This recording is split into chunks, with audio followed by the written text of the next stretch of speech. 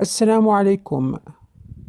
في خبر هذا الصباح، وفي إطار متابعتها لقضية الشرطي هشام ضحية جريمة القتل البشعة بضواحي السوالم، أكد مصدر مطلع أن مقر ولاية أمن الدار البيضاء احتضن يوم أمس الخميس 9 مارس الجاري اجتماعا موسعا استمر إلى غاية 2 صباحا، وذلك في إطار مواصلة التحقيقات في القضية التي هزت الرأي العام الوطني. ووفق المعطيات التي توصلت بها الجريدة، فقد تم خلال هذا الاجتماع تشكيل لجنة مختلطة بين الدرك الملكي والأمن الوطني، والتي شكلت بدورها وحدات تضم عناصر من الدرك والأمن. تم إرسالها إلى كل المراكز الأمنية بجهة الدار البيضاء ستات لتوسيع البحث في القضية.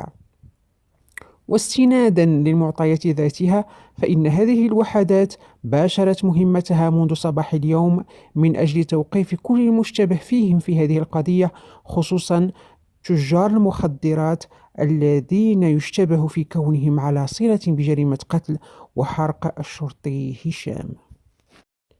المرجو دعم القناة بالاشتراك والإعجاب، ولا تبخلوا علينا بتعليقاتكم.